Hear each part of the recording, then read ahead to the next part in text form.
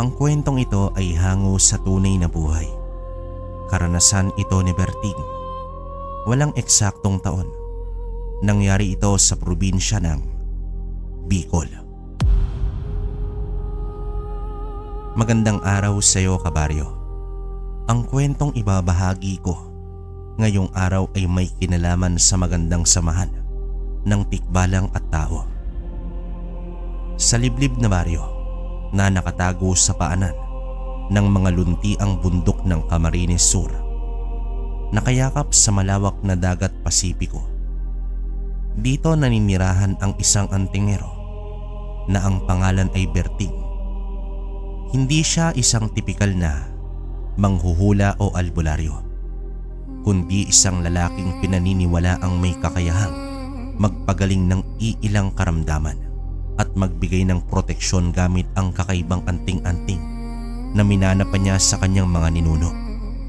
Sa kabila ng kanyang mistikal na reputasyon, ang buhay ni Berting ay simple at nakatuon lamang sa kanyang nag-iisang anak na itago na lang natin sa pangalang Ambrosio. Si Berting ay nasa edad na ng 45. May magaspang na balat na hinulma ng araw at alat ng dagat at mga kamay na sanay sa lambat at sagwan. Ang bawat kunot sa kanyang muka ay kwento ng hirap at pagpupunyagi. Si Ambrosio naman, 15 anyos, payat ngunit may matatalim na mata na puno ng pangarap. Ngunit ang kanyang mga pangarap ay tila nakakulong sa mga saklay na lagi niyang kasama. Bunga ito ng sakit na polio na sumalantala sa kanyang mga binti noong bata pa lamang siya.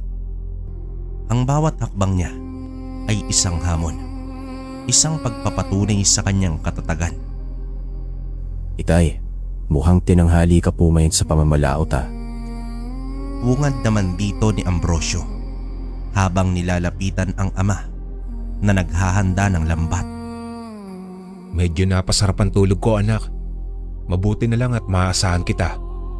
Tugon dito ni Berting habang tinatapik sa balikat ang kanyang anak.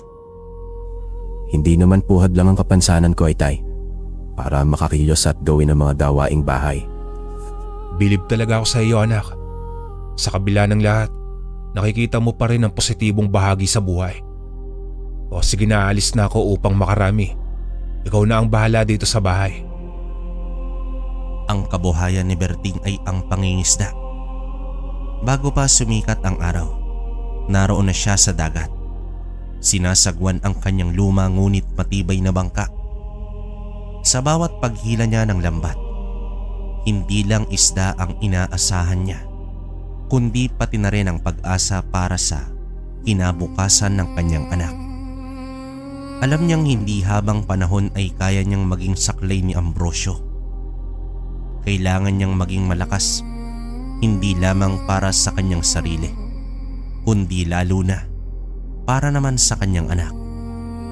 Madalas, habang naglalayag sa tahimik na karagatan, tinititigan ni Berting ang bukang liwayway. Ang kulay dalandang na sinag na sumisilip sa abot tanaw. Doon niya ibinubulong ang kanyang mga dalangin, mga pangarap na makita si Ambrosio na lumakad ng walang saklay, na makatapos ng pag-aaral at magkaroon ng magandang buhay na malayo sa hirap ng pangingisda. Samantala, ang anting-anting na kanyang dala ay hindi lamang proteksyon sa laot. Ito rin ang simbolo ng kanyang pananampalataya sa kapangyarihan ng pag-asa at pagmamahal ng isang ama. Pagbalik ni Berting mula sa laot, sasalubungin siya ni Ambrosio sa may dalampasigan. Ang ngiti ng binatilyo sa kabila ng kanyang kalagayan ay sapat nang magpawi sa pagod ni Berting. Magkasama naman nilang lilinisin ang mga nahuling isda at habang ginagawa ito, magkukwento si Berting ng kanyang mga karanasan sa dagat at si Ambrosio naman ay magbabahagi ng kanyang mga nabasa sa lumang libro na halos memoryado niya na. Ang kanilang munting bahay, gawa sa pawid at kawayan, ay puno ng pagmamahalan at pag-asa sa kabila ng kanilang simpleng pamumuhay. Ang bawat araw ay isang patunay sa kanilang matibay na ugnayan. Isang ama at anak na magkasama sa laban ng buhay. Hawak ang pananampalataya at pag-asa sa bawat pagsubok na dumarating.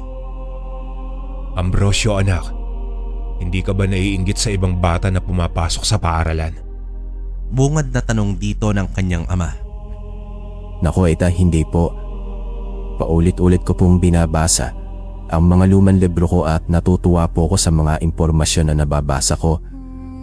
Naiintindihan ko po Itay kung bakit nasa bahay lamang po ako. Hayaan mo anak.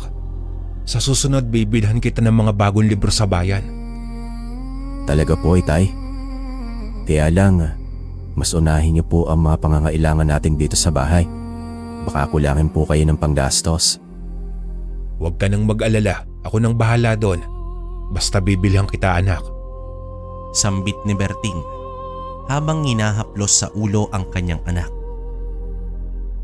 Ang pag-asang bumubuhay kay Berting ay hindi lang nanggagaling sa kanyang pagmamahal sa anak, kundi maging sa paniniwala niya sa kapangyarihan ng kanyang minanang mutya, ang mutya ng Bato-Omo. Ito ay isang makinis, maputi at hugis bilog na bato na sa unang tingin ay ordinaryo lamang. Ngunit para kay Berting, ito ay isang napakasagrado. Pinaniniwala ang proteksyon ito laban sa masasamang nilalang at nagbibigay din ng pambihirang lakas sa kanya na malaki ang naitutulong sa kanyang pangingisda. Hindi lang yon, ang mutya rin ang nagpapalakas sa kanyang loob na ipagpatuloy ang kanyang misyon sa buhay, ang panggagamot. Ang kaalaman ni Berting sa panggagamot ay hindi niya ipinagkakakitaan. Serbisyong libre ang lahat ng kanyang ginagawa para sa mga taga-baryo, mula sa simpleng lagnat hanggang sa mga di may paliwanag na karamdaman. Takbuhan itong si Berting. Ginagamit niya ang mga halamang gamot na matatagpuan sa kabundukan at ang kanyang mga orasyon na laging sinasabayan ng hawak sa kanyang Bato-Omo. Ang kanyang reputasyon ay lumaganap hindi lamang sa kanilang baryo, kundi pati na rin sa mga karatig bayan. Ang bawat paggaling na kanyang naisasagawa ay lalong nagpapatibay sa paniniwala ng mga tao sa kanyang kapangyarihan at sa mga bisa ng kanyang mutya. Ngunit sa kabila ng lahat ng kanyang naitutulong sa iba, ang pinakamalaking hamon ay nasa kanyang sariling tahanan. Itay, grabe po yung ginamot mo kanina. Akala ko po hindi nakakayanin ng bata ang bagsik ng mangkukulam. Umiiling na sambit dito ni Ambrosio.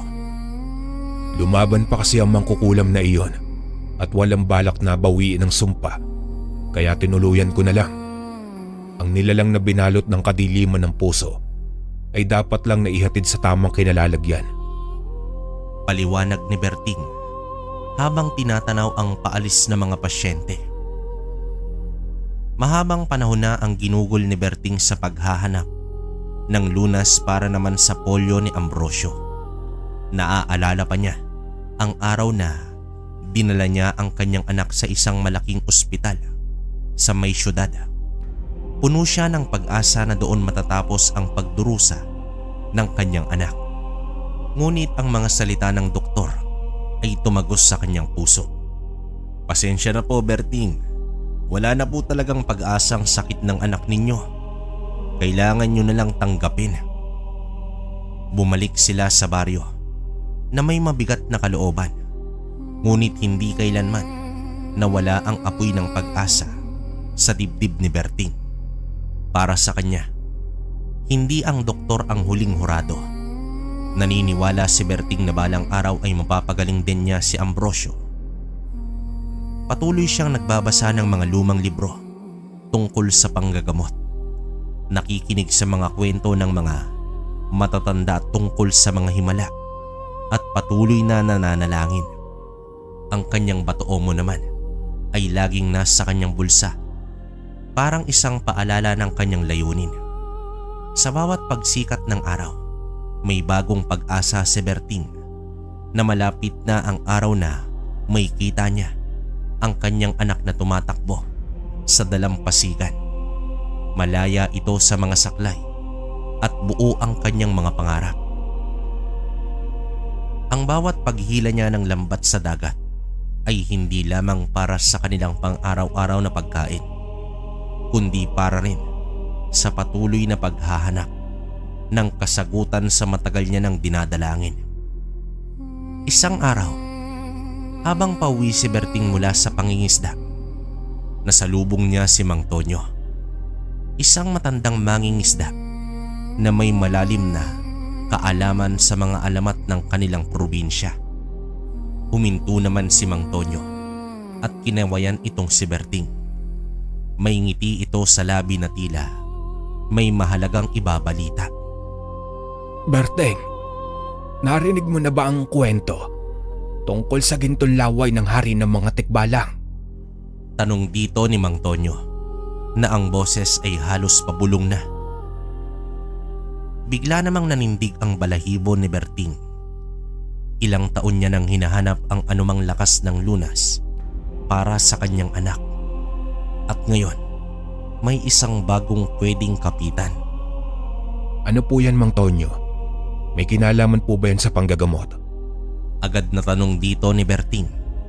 Ang puso nito ay kumabog ng mabilis.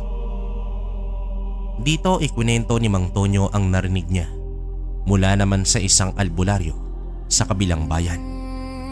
Si Aling Ason nabantog sa kanyang kakayahang makipag-ugnayan sa mga espiritu at nilalang sa kagubatan.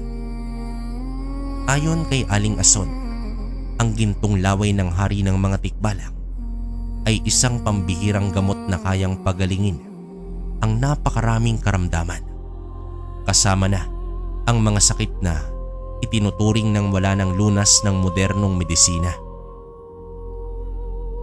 Sinasabing ang laway na ito ay may kakaibang kapangyarihan na magpapanumbalik ng lakas at buhay sa sino mang makakakuha nito. Saan ko po mahahanap ang hari ng mga tikbalang? Gagawin ko po ang lahat, Mang Tonyo, para sa anak ko. Halos hindi na makahinga sa pananabik itong si Berting. Ikwinento ni Mang Tonyo na ayon kay Aling Ason, matatagpuan ang hari ng mga tikbalang sa kanlurang bahagi ng probinsya, sa pinakasentro ng isang lumang gubat na pinaniniwalaang pinaninirahan ng iba't ibang nilalang. Hindi basta-basta ang paghahanap dito. Kailangan daw ng matinding tapang at pananampalataya. At higit sa lahat, kailangan mong humarap sa hari ng mga tikbalang nang may malinis na puso at layunin. Ambrosio, anak, may sinabi sa akin si Mang Tonyo tungkol ito sa karamdaman mo. May solusyon na, anak. Galak na wika dito ni Berting sa kanyang anak. Talaga po, itay. Ano pong gamot yan? Tsaka saan daw po mabibili? Kaya lang baka mahal po yan, itay. Sambit naman dito ni Ambo na may ngiti sa muka. Hindi ito kailangan bilhin, anak, kundi isang pakikipagsapalaran. Wika naman dito ni Berting at sumeryoso ang muka. Hindi na nagdalawang isip itong si Berting. Agad niyang pinuntahan si Aling Ason sa kabilang bayan. Si Aling Ason ay isang matandang babae na may malalim na mga mata at tila alam lahat ng lihim ng kagubatan. Kinumpirma ni Aling Ason ang kwento ni Mang Tonyo at binigyan niya si Berting ng ilang payo at babala. Hindi madali ang iyong tatahakin, Bertie. Maraming pagsubok ang kakaharapin mo. Kailangan mong maging matatag at huwag kang matatakot. Ang hari ng mga tikbalang ay susubukin ang iyong puso. Bilang isang ama, na walang tanging pangarap kundi makita ang anak na magkaroon ng normal na buhay, gagawin ko po ang lahat, Aling Ason. Kung ganun, Berting, tanggapin mo ang mga ito. Makakatulong ito sa iyong paglalakbay at sa panggagamot. Maraming salamat po, Aling Ason. Hulog po kayo ng langit sa akin. Bago naman umalis, Binigyan ni Aling Ason si Berting ng isang maliit na bag na naglalaman ng mga dahon at pinatuyong ugat na aniya ay magsisilbing proteksyon sa kanyang paglalakbay. Humingi rin siya ng basbas at nangako si Berting na magiging maingat at determinado. Pag-uwi naman dito ni Berting, agad niyang niyakap si Ambrosio. Tinitigan niya ang kanyang anak at sa mga mata ni Berting ay nakita ni Ambrosio ang isang bagong pag-asa. Isang bagong pag-asa na nagmula sa isang alamat, ngunit sapat nang magbigay ng lakas sa isang amang handang hamakin ang lahat para naman sa kanyang anak. Handa na si Berting na harapin ang anumang pagsubok para lamang makuha ang gintong laway na yon, ang huling baraha niya para sa pagpapagaling ni Ambrosio. Ang batuomo ay mahigpit niyang hinawakan kasama ang bagong pag-asa. Anak, kailangan ko munang umalis ng ilang araw. Doon ka muna sa ninong paing mo. Bukas susunduin ka niya dito. Wika naman dito ng kanyang ama. Mag-iingat po kayo, Itay. At alam ko po na magtatagumpay po kayo. Hindi na nag-aksaya ng panahon si Berting. Kinabukasan, bitbit ang kanyang lumang bag na naglalaman ng mga halaman mula kay Aling Ason at ilang baon. Dito nilisan niya ang baryo nila. Anak, kailangan ko nang umalis. Hintayin mo ang ninong paing mo. Magpakabait ka doon at dadaanan na lang kita kapag nakabalik na ako. Habilin naman dito ni Berting. Huwag ka pong mag-alala, Itay. Ako na po ang bahala sa sarili ko. Mag-iingat po kayo sa paglalakbay. Tugon dito ni Ambrosio na may bahid ng pag-asa at pag-aalala. Lulan ng isang luma at pinagtagpi-tagping bus, tinahak niya ang mahabang biyahe patungo sa kanlurang bahagi ng probinsya. Mula sa huling hintuan ng bus, nilakad niya ang daan patungo sa may kakawyan. Bilang sanay na sa gubat, lumaki sa paanan ng bundok at madalas manghuli ng baboy ramo noong kabataan. Hindi naman gaanong nahirapan si Berting sa paghahanap ng tamang daan. Ang mga matataas na puno, malalaking ugat at ang sariwang hangin ay pamilyar sa kanya. Ngunit sa kaibuturan ng gubat, doon nagsimulang bumigat ang pakiramdam ng hangin. Tila may kakaibang kapangyarihan ang bawat sulok dito. Habang papalalim si Berting sa kagubatan, unti-unting nararamdaman niya ang presensya ng mga hindi pangkaraniwang nilalang. May mga anino na sumisilip sa likod ng mga puno at ang mga bulong na tila nanggagaling sa hangin. Alam ni Berting na hindi ito basta napapaamo ang tikbalang, lalo na ang hari nito, kung hindi mo muna mapapatunayan ang iyong sarili. Ang kanilang pagsubok ay hindi lamang pisikal, kundi maging espiritual. Sa gitna ng isang malawak na may kakawyan, napadpad si Berting sa isang espasyo kung saan nakatayo ang isang napakalaking puno na sa itsura pa lang ay nagpapaiwatig na ito ang sentro ng kapangyarihan ng kagubatan. Doon sa ilalim ng buwan na bahagyang tinatakpan ng ulap, nagpakita ang hari ng mga tikbalang. Napakalaki nito, may katawang tao ngunit ulo at mga paa ng kabayo. Ang may makikinang na mata na tila may 1,000 taong gulang na karunungan. Ang hangin ay bumigat lalo at ang buong kagubatan ay tila nananahimik, naghihintay sa mga susunod na mangyayari. Ano ang sadya mo sa aking kaharian, mortal? Ang malalim na tinig ng hari ng tikbalang ang umalingaw-ngaw. Ako po ay humihingi ng tulong para sa aking anak na may sakit na polio. Kailangan po niya ang inyong gintong laway upang gumaling. Mariin niyang sagot, hawak ang kanyang mutya at hindi inilalayo ang tingin sa nilalang. At kaninong nilalang mo naman nakuha ang ideyang iyan? Kay Aling Ason po, isang manggagamot sa amin. Ason. Si Ason pala, ang manggagamot na pumaslang sa manggagaway. Wika naman dito ng tikbalang na animoy matagal nang kakilala itong si Ason. Nagpakawala ng isang malakas na ungol ang hari ng tikbalang at biglang nagulantang ang katahimikan. Isang laban ang sumiklab. Hindi pisikal na labanan ng suntukan, kundi isang labanan ng lakas ng loob at talino. Sinubok ng hari ang pananampalataya ni Berting, ang kanyang pagmamahal sa anak at ang kanyang determinasyon. Sa bawat pagsubok, pinatunayan ni Berting ang kanyang katatagan gamit ang mga aral na minana niya at ang kapangyarihan ng kanyang mutya.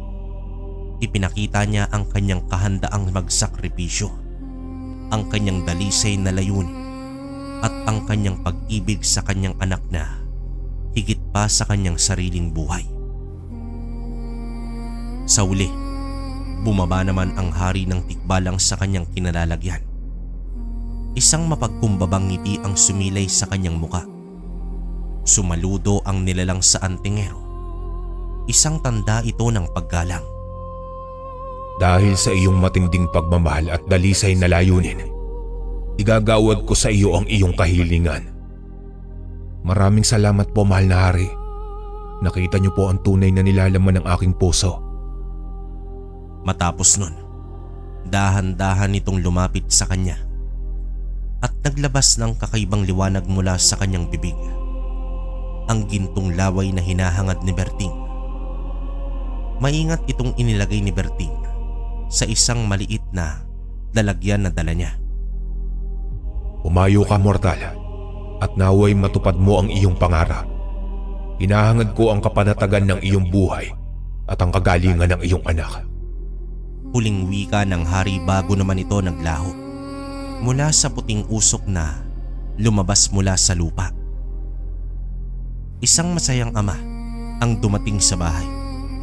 Ang sikat ng araw ay tila sumasalubong din kay Berting nang makabalik siya sa kanilang baryo. Dala niya ang pinakahihintay na lunas. Sinalubong siya ni Ambrosio na may ngiti. Ngunit agad nitong napansin ang kakaibang kagalakan sa mukha ng kanyang ama. Itay, bakit po parang nakita ninyo ang langit? Tanong dito ni Ambrosio na bahagyang natawa. Masigit pa sa langit, anak. Dala ko na ang lunas mo. Sagot naman dito ni Berting.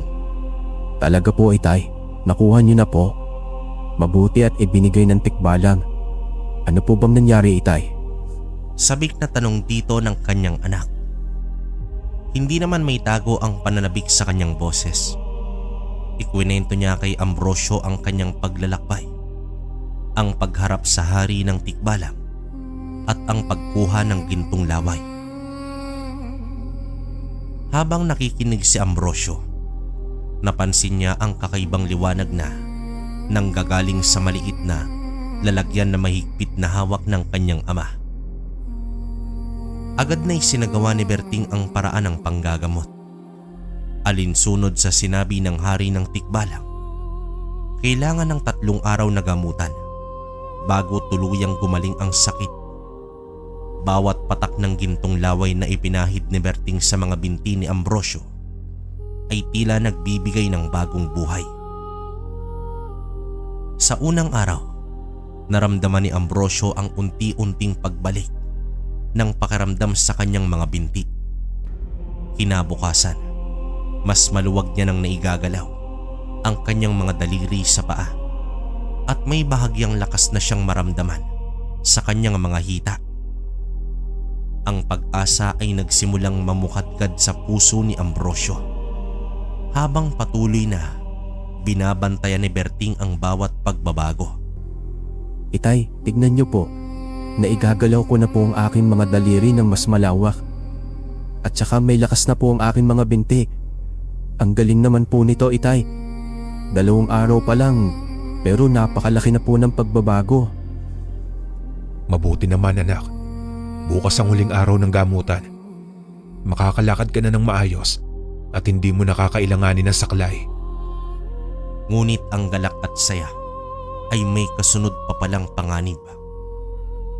Nang bumaba ng bundok si Berting mula sa paghaharap sa tikbalang, hindi niya na alam na may nilalang na sumusunod sa kanya.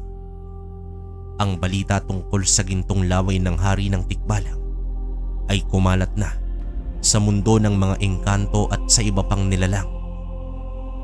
Ito ay isang pambihirang sangkap na kayang magbigay ng kapangyarihan at kasaganahan at marami ang nagnanais na makamtan ito. Isa sa mga sumunod sa kanya ay isang mambabarang na nagngangalang Morga. Si Morga ay kilala sa kanyang itim na mahika at ang kanyang pagnanais na makakuha ng mas maraming kapangyarihan. Naramdaman niya ang kakaibang enerhiya na dala ni Berting mula sa gubat at agad niyang napagtanto na ito ay nagmula sa hari ng tikbalang. Alam niya ang halaga ng gintong laway at handa siyang gawin ang lahat upang makuha ito. Habang nagpapahinga si Berting sa kanyang paglalakbay pabalik, naramdaman niya ang kakaibang lamig sa hangin. Senyales na may masamang presensya sa paligid. Ngunit dahil sa labis na pagod at kagalakan sa tagumpay, hindi niya gaanong pinansin ang pakiramdam. Ang kanyang batoomo ay bahagyang uminit. Isang babala na hindi niya napagtanto ng buo.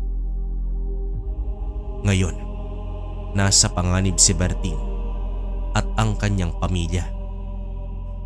Hindi niya alam na may nagbabantang kadiliman na papalapit sa kanilang tahanan na naghahangad sa lunas na matagal niyang pinaghirapan. Gabi na at tahimik ang baryo. Nakahiga si Berting. Ang puso nito ay puno ng ligaya sa paggaling ng kanyang anak. Malapit na, isang araw na lang at magiging ganap na ang paggaling ni Ambrosio. Ngunit ang kanyang payapang pagtulog ay biglang naputol ng isang nakakapanindig balahibong sigaw ni Ambrosio.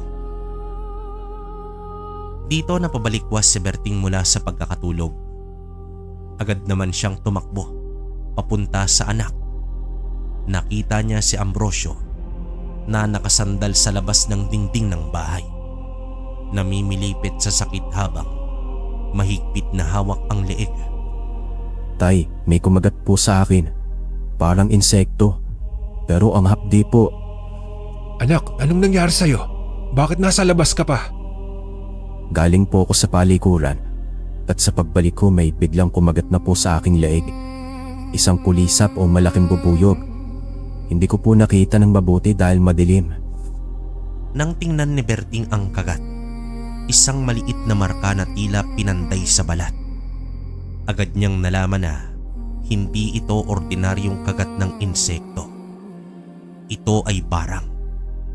Ang kagat ng insekto na dala ng mambabarang. Isang sumpa ito na nagdudulot ng matinding sakit at unti-unting pumapatay sa biktima.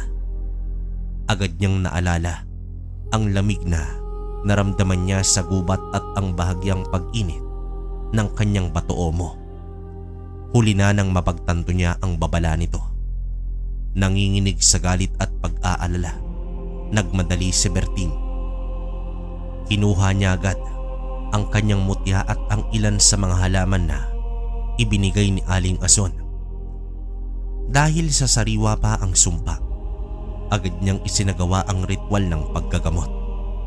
Pinahid niya ang dinurog na halaman sa leeg ni Ambrosio habang bumubulong ng inkantasyon at idinadampi ang kanyang mutya. Unti-unting nawala ang pamumula at pamamaga sa leeg ni Ambrosio at humupa ang sakit na nararamdaman niya. Dito na nakahinga ng maluwag si Berting nang makita niyang bumalik ang kulay sa pisngi ng kanyang anak. Nalunasan niya agad ang anak, ngunit isang matinding galit ang namuo sa kanyang sarili. Hindi niya mapapatawad ang sino mang nagtangkang saktan ang kanyang nag-iisang anak. Alam niya na nasa paligid lamang ang mambabarang, nagtatago sa dilim at naghihintay ng tamang pagkakataon. Walang iba kundi si Morga, ang mambabarang na nagnanais sa gintong laway ng tikbalang.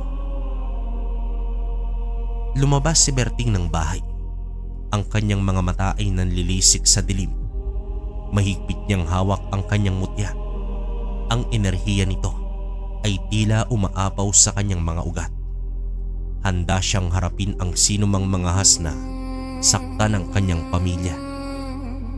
Ang katahimikan ng gabi ay nabasag ng pag-igting ng paghahanda para sa isang laban na tiyak na magaganap. Handang-handa si Berting na ipagtanggol ang kanyang anak at ang kanilang kinabukasan.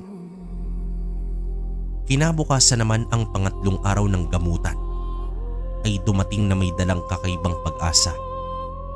Buong pag-iingat na ipinahid ni Berting ang gintong laway sa mga binti ni Ambrosio. Ang bawat pagdampi ng likido ay tila nagbibigay ng bagong buhay. Hapon na at ang ginintoang sinag ng araw ay pumapasok sa bintana ng kanilang munting bahay. Nakaupo lamang si Berting sa tabi ng kanyang anak. Naghihintay, nagdarasal. Biglang gumalaw si Ambrosio. Dahan-dahan itong bumangon mula sa banig. Ang mga mata ay gulat at puno ng pag-asa. Maingat niyang inilapag sa tabi ang kanyang mga saklay na naging katuwang niya sa loob ng maraming taon. Sa bawat pagsubok na gawin, unti-unting nakita ni Berting ang himala. Naglakad si Ambrosio. Noong una ay pasuray-suray hanggang sa maging matatag ang kanyang mga hakbang. Naglakad siya patungo sa bintana. Tiningnan ang labas at pagkatapos ay lumingon sa kanyang ama. Isang ngiti ang sumilay sa kanyang mga labi na halos lumuluha na. Anak, nakakalakad ka na ng normal. Pantay na din ang mga paa mo. Ani mo'y hindi dumaan ng polio. Galak na sabi naman dito ni Berting. Opo, Itay. Totoo nga ang ginton laway. Itay, maraming salamat po sa iyo, sa Diyos at sa hari ng mga tikbalang. Utang ko po ito sa kanila, Itay. Abot langit ang saya ni Berting. Niyakap niya ang kanyang anak ng maigpit. Ang mga luha ay malayang dumaloy sa kanyang pisngi. Ang kanyang matagal ng pangarap ay natupad na. Ang kanyang anak ay lumalakad na. Malaya ito sa sakit na matagal na nitong dinala. Subalit sa gitna ng galak, hindi pa rin nawawala sa isip ni Berting ang nangyari kagabi. Wala nang naisip pa si Berting na mambabarang kundi si Morga. Ang kanyang puso ay puno ng matinding galit at pagtataka. Bakit niya kinalaban si Ambrosio? Bakit niya ginamitan ng barang ang kanyang walang kamalay-malay na anak? Hindi nagtagal. Habang nililinis ni Berting ang kanilang mga lambat sa may dalampasigan, biglang bumigat ang hangin. Isang kakaibang dilim ang bumalot sa paligid at mula sa anino ng malalaking bato ay lumabas si Morga. Ang kanyang mga mata ay nagliliyab sa kasamaan at may mga hawak siyang maliliit na bag na puno ng mga pinatuyong halaman at buto. Antinero, ibigay mo sa akin ang gintong laway ng tikbalang. Ang matalim na boses ni Morga ang umalingaw-ngaw. Tama nga ang hinala ko. Ikaw nga, Morga, ang bumarang sa anak ko. Matapang na boses dito ni Berting. Doon na nalaman ni Berting ang tunay na pakay ni Morga. Hindi lang pala personal na galit ang dahilan ng pag-atake nito, kundi ang pakay nito, ang laway ng tikbalang na kanyang nakuha. Dito naging malinaw ang lahat. Nagkaroon ng matinding labanan sa pagitan nila. Gumamit si Morga ng kanyang itim na mahika. Nagpapadala ng mga sumpa at mga insektong dala ang barang. Ngunit handa si Berting. Ang kanyang mutya ay nagniningning. Nagbibigay sa kanya ng proteksyon at lakas.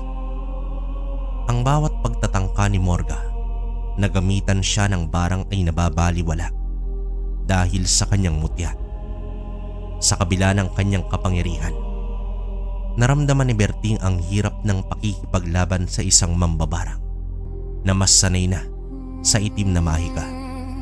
Sa isang pagkakataon, nang makahanap si Berting ng butas upang makagawa ng atake ay nakaramdam si Morga ng matinding pagkabigla. Dito nakita niya ang lakas ng antingero at ang kapangyarihan ng mutya. Nalaman niya na hindi niya madaling magagapi si Berting. Sa uli, nang makita ni Morga na hindi niya kayang talunin si Berting, sa pagkakataong iyon, isang ngisi ng paghihigante ang sumilay sa kanyang muka. Gumamit siya ng isang itim na usok at natakasan siya ni Morga. Naglaho naman ito sa dilim, nag-iwan ng mabala sa hangin. Alam ni Berting na hindi pa tapos ang labanan. Nagtatago lamang si Morga at tiyak na babalik ito upang makuha ang kanyang hinahangad. Lumipas ang ilang araw matapos ang paggaling ni Ambrosio. Ang dati malalim na kalungkutan ni Berting ay napalitan ng malaking pasasalamat at tuwa na makita ang kanyang anak na malayang naglalakad at naglalaro sa may dalampasigan. Ambrosio anak, mukhang tuwan-tuwa ka sa pakikipaggabulan sa alon na. Nakangiting sambit dito ni Berting. Opo, itay.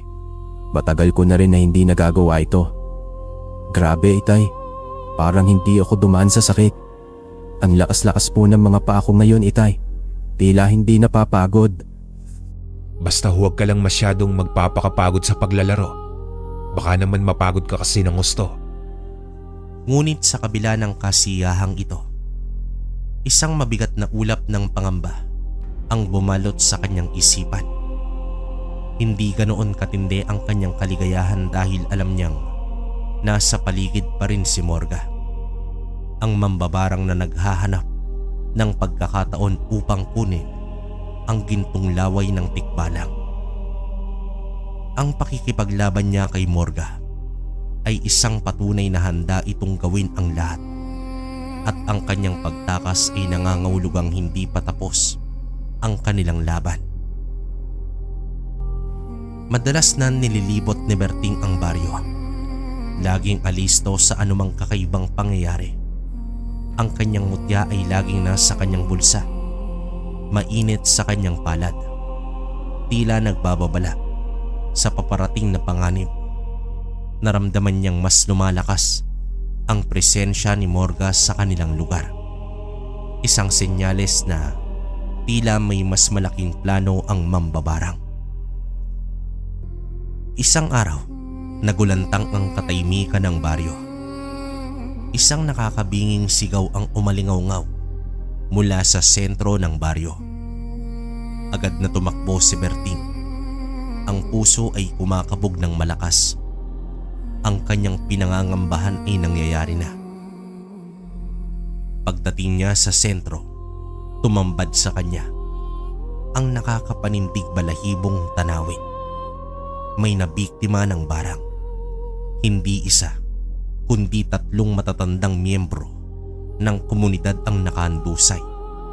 Namimilipit ito sa sakit. Ito sila Aling Nena, Mang Elias at Kapedring. Ang kanilang mga balat ay may kakaibang itim na marka at ang kanilang hininga ay tila hirap na hirap.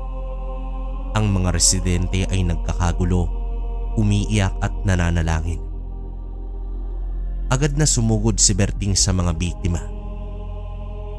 Dito mabilis niyang inilabas ang kanyang mutya at ang mga halamang gamot Isa-isa niyang nilapitan ang mga matatanda. Bumubulong ng orasyon at ipinapahid ang lunas. Sinimulan niya kay Aling Nena na pinakamalala ang kalagayan. Nagawa niyang gamutin ang kagat at unti-unting nakahinga ng maluwag si Aling Nena. Sumunod naman si Mang Elias at sa tulong ng kanyang anting-anting at kaalaman, nalunasan din niya ito. Ngunit nang lumapit siya kay Kapedring, huli na ang lahat. Sa kabila ng kanyang mga pagsisikap, nakita ni Berting na lumalaban na si Kapedring. Sa kanyang huling hininga, ang sumpa ay masyadong malalim at ang kanyang katawan ay tuluyan ng binihag ng itim na mahika. Sa pagitan ng kanyang mga pagsisikap, narinig ni Berting ang huling hikbi ni Kapedring. Bago ito tuluyang namatay, umuwi si Berting, bitbit ang mabigat na damdamin. Itay, huwag na po kayong malungkot. Sadyang yun na po ang kapalaran ni Kapedring. Wika ni Ambrosio habang tinatabihan ang ama na nakupo sa hagdanan.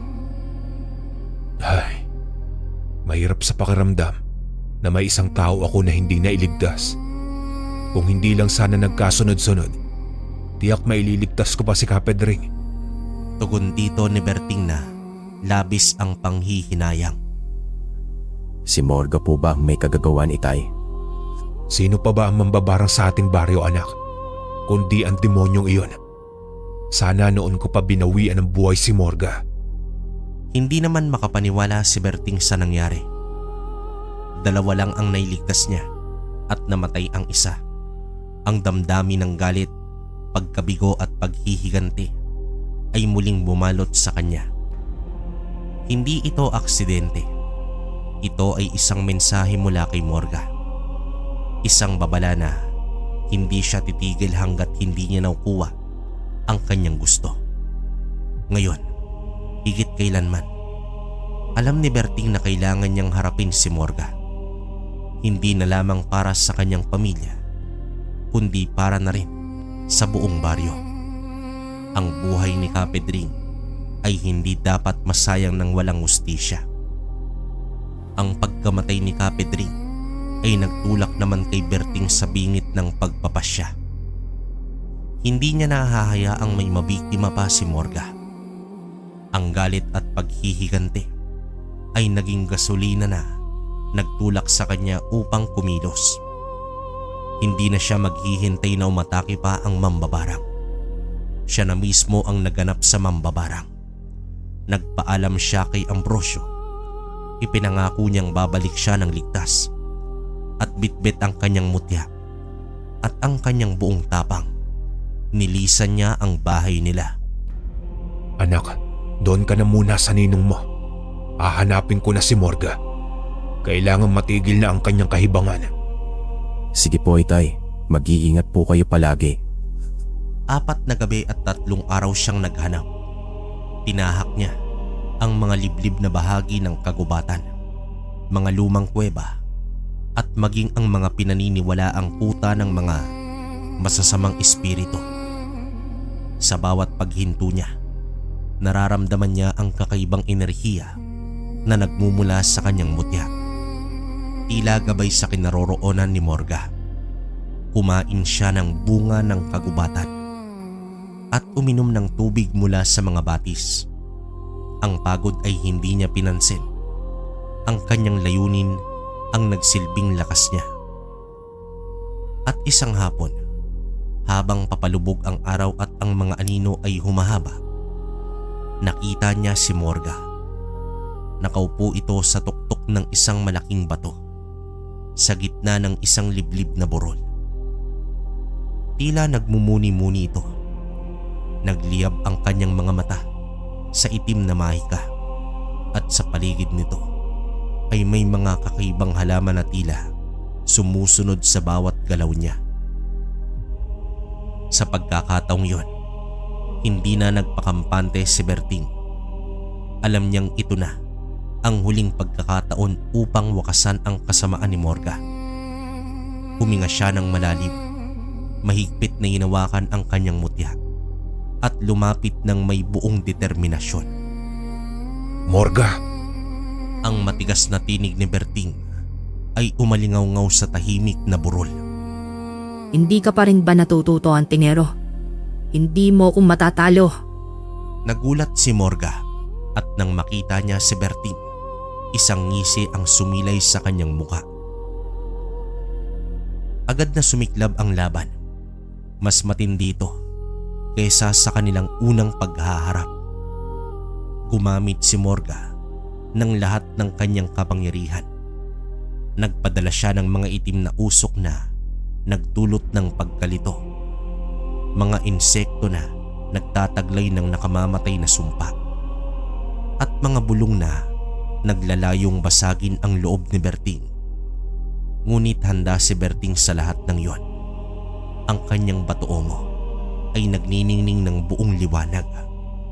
Lumikha ng isang proteksyon na kalasag laban sa mga itim na mahika ni Morga. Ang bawat pagtatangka ni Morga ay tinataboy ni Berting gamit ang kanyang kaalaman sa panggagamot at ang kapangyarihan ng kanyang anting-anting. Sa gitna ng kaguluhan, nakahanap si Berting ng pagkakataon. Nakita niya ang kahinaan ni Morga, ang bahagi ng kanyang kaluluwa na puno ng kasamaan. Sa isang mabilis na galaw, pinagsama ni Berting ang kanyang enerhiya, ang kanyang mutya at ibinato ito patungo kay Morga. Tumama ito ng buong lakas at isang malakas na sigaw ang lumabas mula naman sa bibig ng mambabarang. Dito napaluhod si Morga. Ang kanyang kapangyarihan ay unti-unting nawala. Ang kanyang mga mata ay nanlilisik pa rin sa galit. Ngunit ang kanyang katawan ay bumagsak. Ang itim na usok na bumabalot sa kanya ay unti-unting nawala. At ang mga kakaibang halaman sa paligid ay nalanta. Sa uli, nang tuluyan ng nawala ng buhay si Morga, ang labanan ay tapos na. Naramdaman ni Berting ang bigat ng laban. Ngunit mas naramdaman niya ang kapayapaan sa kanyang puso. Ang kasamaan ni Morga ay tuluyan ng natigil. Nagbalik siya sa baryo. Ang kanyang puso ay puno ng pag-asa para sa isang mapayapang kinabukasan. Ngayon, buo na ang kanilang pamilya, ligtas sa anumang banta. Itay, alam ko po na magtatagumpay ka. Kaya masaya ako sa iyong pagbabalik. Siya nga po pala, Itay. Ayon kay Nino, sa susunod na pasukan ay siya daw ang magpapaaral sa akin. si paring Paeng talaga oh. Kung gayon, hindi naman ako papayag na walang ambag sa muli mong pagpasok sa paaralan. Pagtutulungan namin yan, anak, hanggang sa makapagtapos ka. Matapos ang madugong paghaharap kay Morga at ang pagkapanalo ni Berting, bumalik ang kapayapaan sa baryo. Si Ambrosio ay tuluyan ng malusog. Naglalakad ng walang hirap at ang ngiti sa kanyang labi ay mas malawak kaysa sa dati. Ngunit sa gitna ng kasiyahan, hindi nakalimutan ni Berting ang pinagmulan ng kanilang himala. Bilang pasasalamat, nagpasya itong bumalik sa gubat upang harapin muli ang hari ng mga tikbalang. Dito isinama niya si Ambrosio. Bitbit ang isang munting handog na binubuo ng sariwang ani mula sa kanilang bukid. Tinahak ni Berting ang daan patungo sa pinakasentro ng gubat. Habang papalapit siya sa teritoryo ng hari, muling bumigat ang hangin. Hindi pa siya nakakarating sa malaking puno kung saan sila nagkita noon nang biglang sumulpot ang mga kawal ng hari ng tikbalang. Itay, ano po ang mga ito? Sila na ba ang mga tikbalang? Bakit parang ayaw nila sa akin? Umalma ka lang, anak. Hindi natin sila kaaway. Pinapangalagaan lamang nila ang kanilang teritoryo. Ito ay mga tikbalang na mas maliit kaysa sa hari. Ngunit may matatalim na ngipin at nagliliyab na mata. Noong una ay halos sugurin siya ng mga kawal nito. Nagbabanta ang kanilang mga ungol at ang pagtalpak ng kanilang mga kuko. Ngunit nang makita nila ang mutya na hawak ni Berting, bahagya silang umatras. Tila kinikilala ang kapangyarihan nito at ang taong nagtataglay nito. Nang makita ng hari ng tikbalang si Berting, isang matalim na tingin ang ipinukol nito. Hindi ito ang galit na tingin noon, kundi isang tingin na tila sumusuri sa bawat galaw ni Berting. Buong pagpapakumbaba at lumuhod pa si Berting sa harapan ng hari. Inialay ang kanyang handog bilang tanda ng pasasalamat.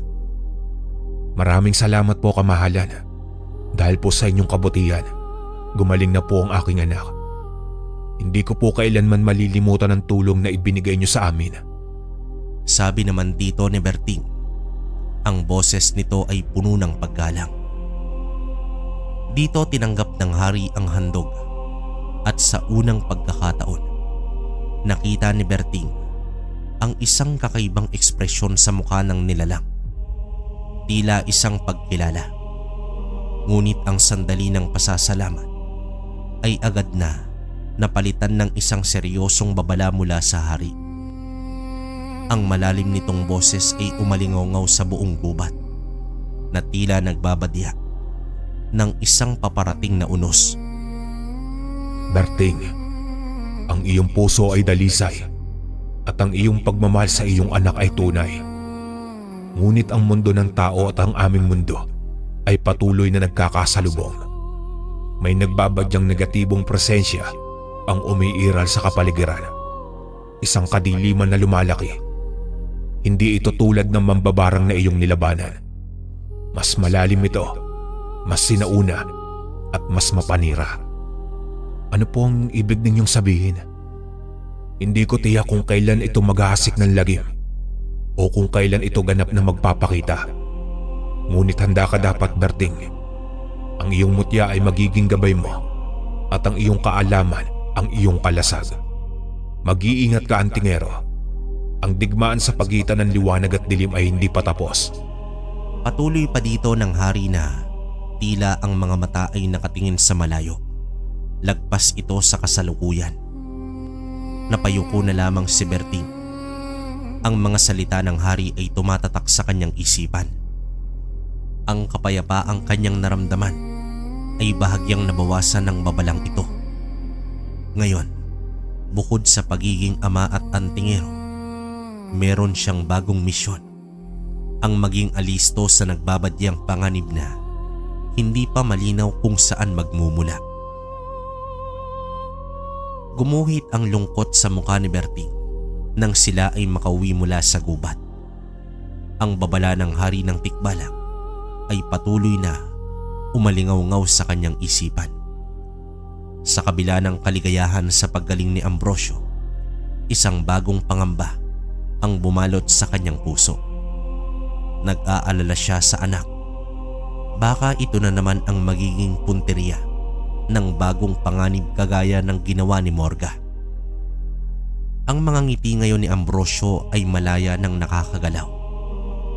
Nagdudulot ito ng kapayapaan, ngunit kasabay nito ay ang matinding pag-aalala. Paano kung mas malala ang susunod na kalaban? Paano kung hindi niya kayang protektahan ang kanyang nag-iisang anak? Napansin ni Ambrosio ang pagbabago sa ama. Sa kabila ng kanyang kabataan, may taglay siyang kakaibang kaalaman sa buhay. Bunga na rin ang kanyang pinagdaanan. Nilapitan niya si Berting at hinawakan ang kamay nito. Itay, huwag po kayong mag-alala. Magkasama po tayo sa anumang pagsubok. Kung nalampasan po natin si Morda, malalampasan din po natin ito. Hindi po ako natatakot, basta kasama ko po kayo. Ang mga salita ni Ambrosio ay tila balde ng malamig na tubig na ibinuhos sa nag-aalab na isipan ni Berting. Pinatatag ni Ambrosio ang loob ng ama. Tama ang kanyang anak. Hindi siya dapat magpadala sa takot. Kailangan niyang maging matatag, hindi lamang para sa kanyang sarili, kundi para sa kanyang pamilya at sa buong baryo. Ang kanyang mutya ay muling uminit sa kanyang palad. Tila nagbibigay ng bagong lakas at paalala sa kanyang tungkulin.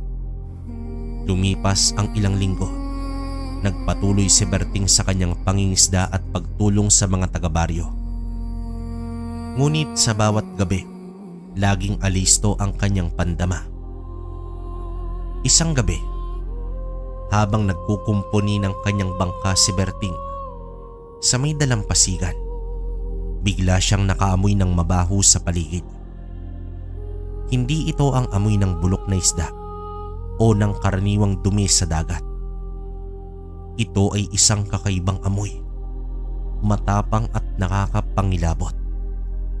Tila amoy na nabubulok na laman at dugo. Dito agad na nanindig ang balahibo ni Berting. Ang kanyang karanasan bilang antingero ay nagturo sa kanya na kilalanin ang mga iba't ibang amoy ng mga nilalang sa dilim. At alam niya kung ano yon, amoy ng isang aswang.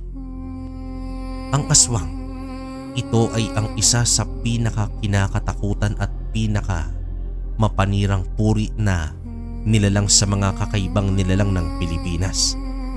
Kilala sila sa kanilang kakayahang magbago ng anyo at kumain ng laman loob ng tao, lalo na ang mga buntis at mga bata.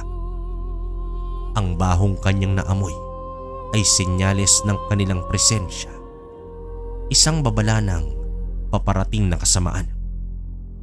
Lumingon si Berting sa paligid. Ang kanyang mga mata ay naghahanap sa dilim, tila may kumislap na pulang mata sa malayo. Sa ilalim ng anino ng malalaking punong bakawan, hindi siya nagkamali. May aswang sa kanilang baryo. Ang babala ng hari ng tikbalang ay nagsisimula ng magkatotoo. Ang negatibong presensya ay unti-unting nagpapakita at tila sa pagkakataong ito, ang kinakaharap niya ay isang nilalang na mas tuso at mas mapanganib kaysa kay Morga. Dito mahigpit na hinawakan ni Berting ang kanyang mutya. Ang kapayapaang nararamdaman niya matapos talunin si Morga ay tuluyan ng nawala. Napalitan ng determinasyon na ipagtanggol ang kanyang baryo at ang kanyang anak. Alam niyang hindi ito magiging madaling laban. Ngunit handa siyang harapin ang anumang hamon para sa kapakanan ng kanyang mga mahal sa buhay. Kinabukasan, matapos maamoy ni Berting ang presensya ng aswang, naghanda na ito. Hapon pa lang ay sinara niya na ng mahigpit ang lahat ng bintana at tarangkahan ng kanilang bahay. Pinahigpitan din niya ang lambat na ginamit bilang kurtina. Umaasa na kahit papaano ay makakatulong ito sa pagtatago. Pinaalalahanan niya si Ambrosio na huwag lalabas ng bahay anuman ang mangyari. Ang kanyang mutya ay mahigpit na nakasabit sa kanyang leeg. Tila handa ito sa anumang mangyayari. Ambrosio anak, maging alerto ka sa lahat ng oras. May aswang na umaaligid sa atin. Aswang. Opo, itay. Titibayan ko po ang aking loob. Dumating ang gabi at kasabay nito ang pagbaba ng matinding dilim na tila bumabalot sa buong baryo. Ang ihip ng hangin ay naging mas malamig at ang dating tahimik na gabi ay napalitan ng kakaibang katahimikan. Isang katahimikan na nagpapahiwatig ng panganib. Nasa loob ng kanilang munting bahay ang mag-ama. Naghihintay at ang bawat segundo ay tila tumatagal. Sa kalagitnaan ng gabi, nagsimulang umalingaw-ngaw ang isang nakakapanindig balahibong tunog mula naman sa itaas ng kanilang bubong. Ito ang isang tunog na matatalim na kuko na kumakaskas sa pawid nila. Sinasabayan ng marahang pag-ihip ng hangin na tila may bumubulong. Dito na naranasan ng mag-ama ang pag-atake ng aswang. Ang tunog ay lalong lumakas hanggang sa marinig nila ang paglipad ng isang malaking nilalang. Nanginginig naman si Ambrosio sa takot. Ngunit nanatili siyang matapang at nanatili sa tabi ng ama. Si Berting naman, sa kabila ng kaba, ay nanatiling kalmado. Alam niyang kailangang protektahan ang kanyang anak. Ang tunog ay lalong lumapit hanggang sa tuluyang dumapo ito sa bubong ng kanilang mismong bahay. Naramdaman nila ang bigat ng nilalang at tila nararamdaman nila ang paggalaw nito sa ibabaw nila. Isang matalim na ingay ang umalingaw-ngaw mula sa bubong at bigla itong nagkaroon ng butas. Mula rito ay sumilip ang isang nilalang na may pakpak ng paniki at butot balat ang katawan. Ang mga mata nito ay nagliliyab sa pula at ang kanyang mahabang kuko ay tila handa ng sumunggab. Nagdulot naman ito ng matinding takot sa mag-ama, ngunit hindi nagpatinag si Berting. Agad na kinuha ni Berting ang isang sibat na laging nakasabit sa dingding. Anak, manatili ka lang sa likod ko! Sigaw ni Berting kay Ambrosio. Nilabanan ni Berting ang aswang. Sa bawat paglipad at pag-atake ng nilalang, sinubukan ni Berting na tamaan ito gamit ang kanyang sibat. Ang aswang ay mabilis at tuso. Nagpapalit ng direksyon sa ere at sa bawat paglipad nito ay tila lumalabas ang isang nakakapanindig balahibong amoy. Ngunit sadyang mas malakas at tuso ito kesa sa inaakala ni Berting. Sa isang iglap, habang abala si Berting sa pag-iwas sa pag-atake ng aswang, lumusot ang matatalim na kuko nito. Isang matinding kirot ang naramdaman ni Berting sa kanyang braso. Nag-iwan ang aswang ng matinding sugat kay Berting. Dito agad na umatras ang nilalang. Tila natutuwa sa kanyang nagawa at naglaho ito sa dilim. Nag-iwan ng nakakapanindig balahibong halakhak. Napahawak naman si Berting sa kanyang braso. Umaagos ang dugo. Naging alisto si Ambrosio kahit natakot ito. Mabilis siyang kumilos. Naalala niya ang gintong laway ng tikbalang na siyang nagpagaling sa kanya. Itay, ang laway po ng tikbalang.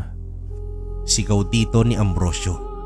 Agad niyang kinuha ang maliit na bote na naglalaman ng gintong laway. Maingat na pinahid ni Ambrosio ang gintong laway sa sugat ni Berting.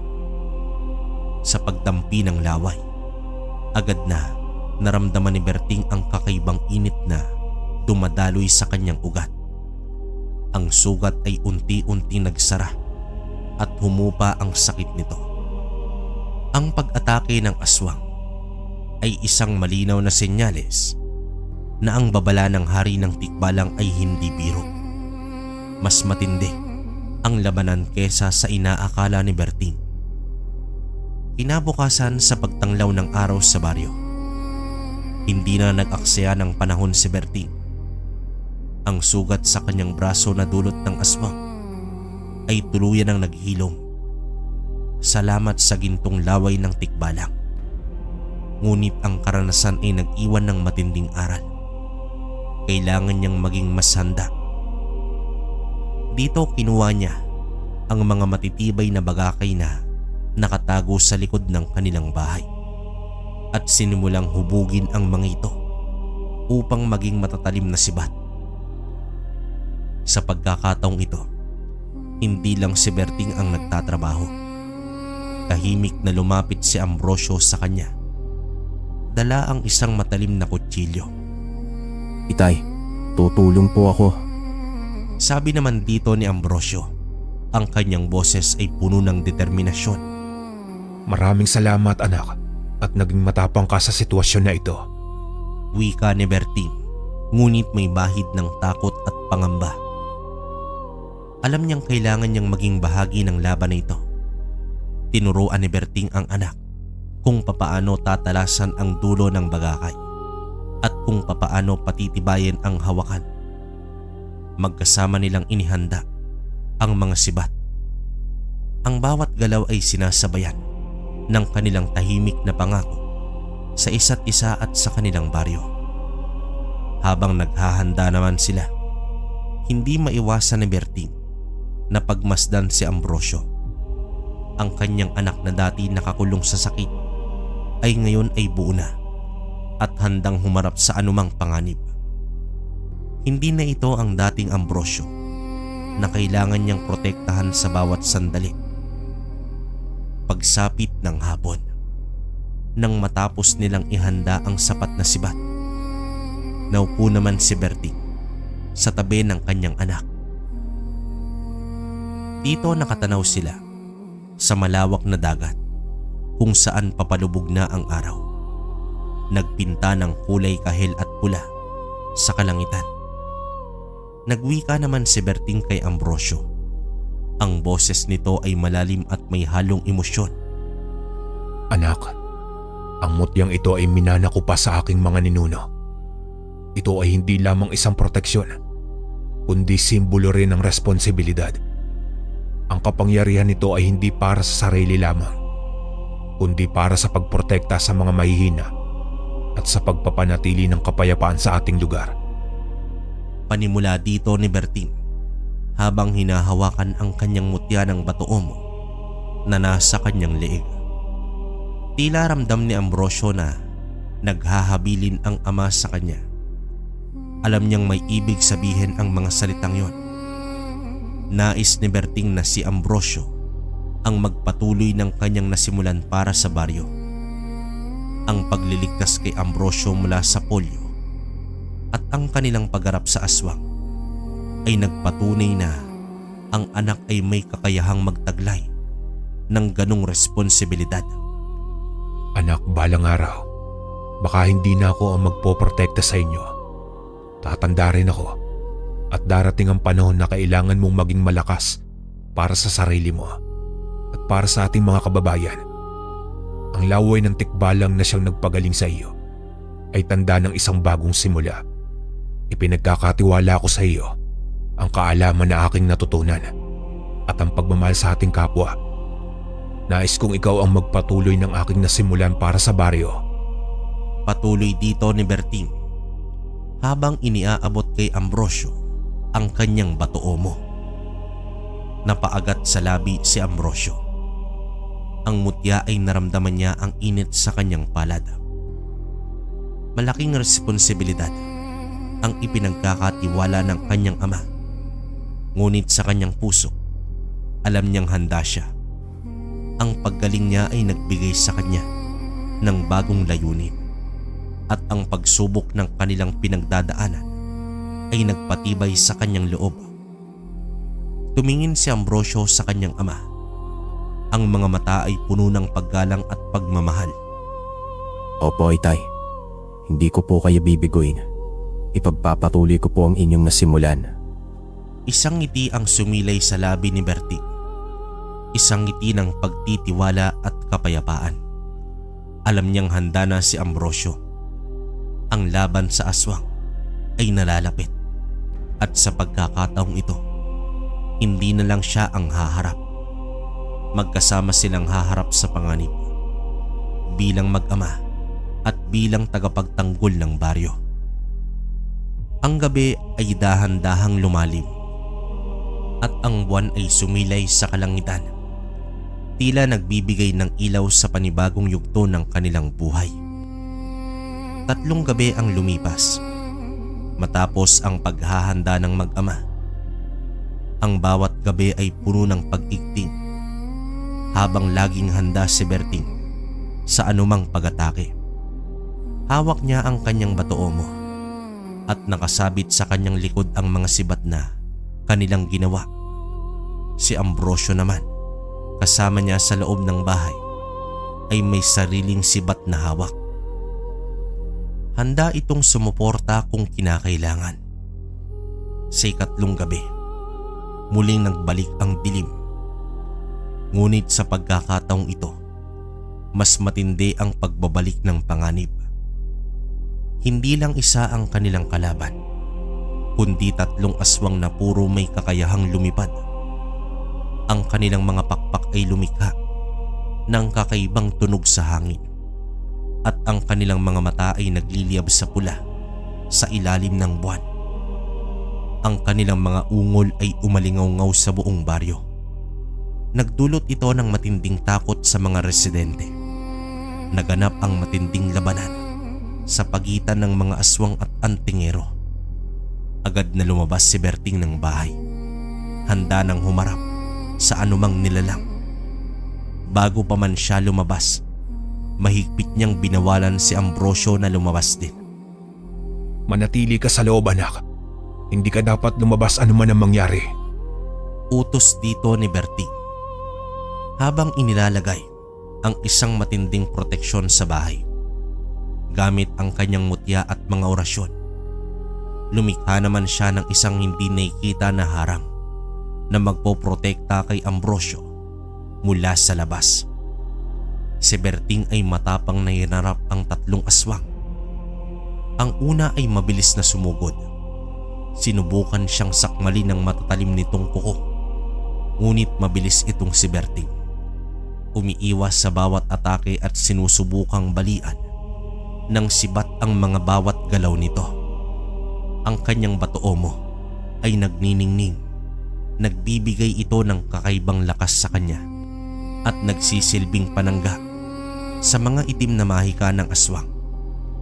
Habang si Berting ay abala sa labas, si Ambrosio naman ay nasa loob lamang ng bahay. Nanginginig siya sa takot at pag-aalala para sa kanyang ama. Dito narinig niya ang bawat pag-ungol ng aswang at ang bawat hampas ng sibat ni Berting. Hindi niya matiis na basta na lang maghintay. Hawak ang kanyang sibat. Nakipaglaban si Ambrosio sa kanyang sarili na paraan sa pamamagitan ng pagiging handa at pagiging matapang sa kabila ng takot. Sa bawat pag-ikot ng kanyang sibat sa loob ng bahay, pinipigilan niya ang sarili na lumabas, sumusunod sa bilin ng ama. Samantala, nahihirapan na si Berting laban sa 2 aswang. Ang mga ito ay tuso at sabay-sabay kong umatake. Ang isa ay lumipad sa itaas. Sinusubukan siyang atakihin mula sa himpapawid, habang ang isa naman ay sumusugod sa lupa. Sa kabila ng kanyang pagod, nagawa pa rin niya itong talunin. Sa isang mabilis na galaw, tinulak niya ang sibat sa isa sa mga aswang at sa isang huling bugso ng lakas, nilabanan niya ang ikalawa. Ang 2 aswang ay tuluyang bumagsak at naging abo sa ilalim ng buwan. Ngunit hindi pa tapos ang laban. Habang si Berting ay nagpapahinga ng ilang sandali, ang 3 aswang ay lihim at mabilis na umatake sa kanya. Ito ay mas tuso kaysa sa 2 at nagtago ito sa dilim, naghihintay ng tamang pagkakataon. Sa isang iglap, habang nakatalikod si Berting, sumugod ito ng walang kalaban-laban. Napuruhan sa dibdib si Berting. Ang matatalim na kuko ng aswang ay tumagos sa kanyang katawan at ang dugo ay umagos. Ngunit mabilis na gumanti ang antingero. Gamit ang pinakauling lakas at naitarak niya sa dibdib ng aswang ang itak sa dibdib nito. Huling tiningnan ni Berting ang bahay kung saan naroon si Ambrosio. Isang ngiti ng pagmamahal at pag-asa ang sumilay sa kanyang labi bago naman siya tuluyang bumagsak. Ang kanyang batoomo ay kumislap sa huling pagkakataon bago ito nawalan ng ningning.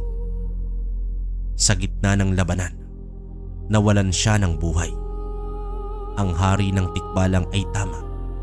May nagbabadyang panganib at ang pagtatapos ni Berting ay simula lamang ng mas malaking digmaan. Itay, patawarin niyo po ako. Ipinapangako ko po, hindi ko papabayaan ng mga tao at hindi masasayang ang pagsasakripisyo niyo sa akin, Itay. Paghihinagpis ni Ambrosio habang kalong ang ama.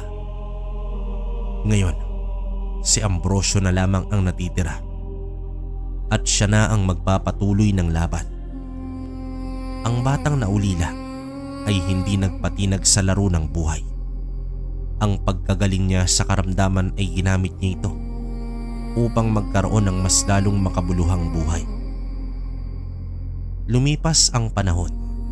Si Ambrosio na ang pumalit sa kanyang ama bilang antingero at ang batang minsan ay natulungan ng gintong laway ng isang hari ng mga tikbalang.